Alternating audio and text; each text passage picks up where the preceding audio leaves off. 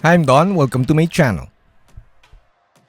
Today's miniature is from Grimskald. Grimskald creates really cool, interesting, and unique miniatures. I'll put the link below if you want to shop for their STLs. The title of this video is Doesn't Matter, and I have so many reasons why I entitled this video Doesn't Matter. So it doesn't matter how you paint like the base colors of the miniature. Here you see that I started with the zenithal underpainting or black and white underpainting. So it doesn't matter as long as you have fun. Ultimately, that's the most important thing. With this one, I started with a zenithal and then I painted the colors, added shades and different tones to the model with an airbrush. I always say this in my videos, airbrushing kinda bores me. So don't get me wrong, airbrushes or the airbrush is a great tool. However, I've been doing it for so long and it kinda feels like it's too mechanical. It's not like I don't feel like an artist, there's no nostalgia. That's why I'm not really into airbrushing. However, like I said, it doesn't matter. It doesn't matter that you want to put quick base colors with the airbrush. The airbrush is still the fastest, most efficient way of painting the base colors, especially if you're painting an army. Second, it doesn't matter what paint you use. Way back, I usually use just Vallejo colors. However, these days, I kinda play around with whatever paint I think will provide me with the best result.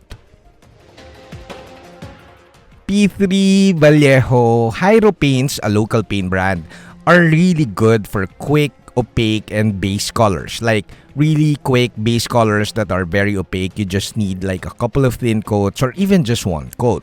So I need those colors for quick bases. However, these days, I really enjoy using my cuttlefish colors because they're pre-glazed paints and they kinda match how I like to paint. So it really doesn't matter what paint you are using to paint your miniatures, as long as it's clear to you what you want to achieve with the final result. So for me personally, I like Vallejo's, P3, Hyro, and other opaque paint brands if I need like a quick base color. But if I want to layer up, like paint layers and layers of color so that I build up the layering really well with really good transitions, I prefer my cuttlefish colors. I always say this in my other videos, the most important thing is that you know your paints. You know their strengths, their weaknesses, and how they apply on a model. You should also know how they look like once they dry on the model. Because different paint brands, different styles of painting, different techniques will give you different results. So similar to airbrushing, it doesn't really matter how you apply the paints. So if you like stippling, you like basic layering, you like wet blending as you see here, it doesn't matter. Again, as long as you get to what you want to see with the final result. It is important to note though that you have to be very comfortable with all the painting techniques when it comes to miniature painting. Once you're very comfortable with all of the basic or even the bit advanced techniques like wet blending and glazing, you'll enjoy the hobby a ton more. So it doesn't really matter how you learn all these techniques. You could watch TikTok videos or YouTube shorts or YouTube videos like this one, or even enroll or subscribe to a Patreon page. However, as long as you enjoy the learning process, you'll enjoy the hobby a ton more. Lastly, it doesn't matter what type of paint you want to use with your miniature painting. Here, we're shifting to oil paints because again, it doesn't matter, but oil paints, they're kinda really nice to use as washes and even for like the base colors or even the highlighting. I really enjoy oil painting. However, if you ask me if it's oil paints or cuttlefish colors or even Vallejos, I'll choose cuttlefish colors because it matches my painting style so much.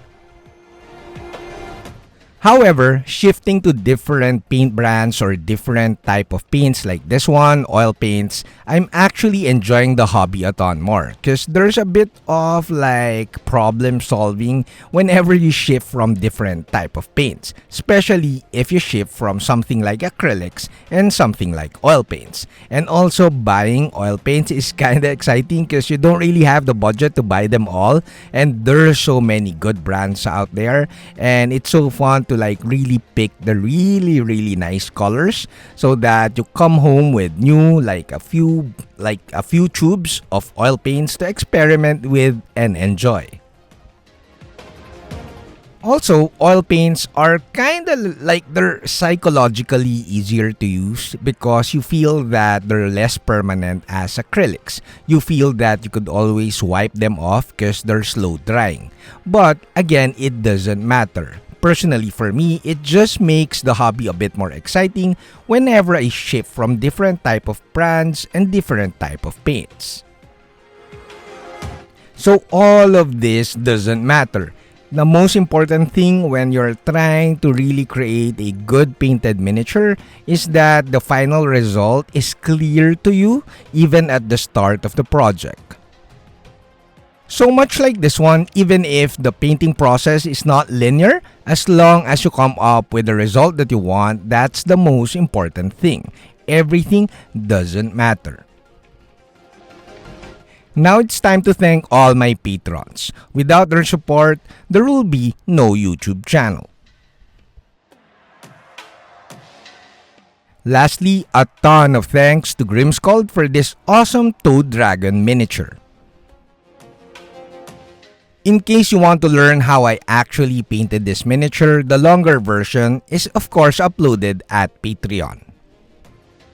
Also, my Patreon has a ton of PDF painting guides, so if you like to support the channel and you enjoyed this video, I hope you consider being a patron. So you saw in this video, I started with an airbrush. Thus, the result was like good, smooth color transitions. And I don't like the look. So eventually, at the latter part of the video, you saw that I added brush strokes or paint strokes because I want a painterly look for my finished model. So again, it doesn't matter if your painting process is not linear as long as you get to where you want. Oh, in case you're curious, I actually did the oil painting late night while I'm painting other miniatures, and then I let the oil paints dry overnight before I shifted back to acrylics. I hope you enjoyed watching this quick video as much as I enjoyed painting this Grimskald miniature. That's it, Pansit!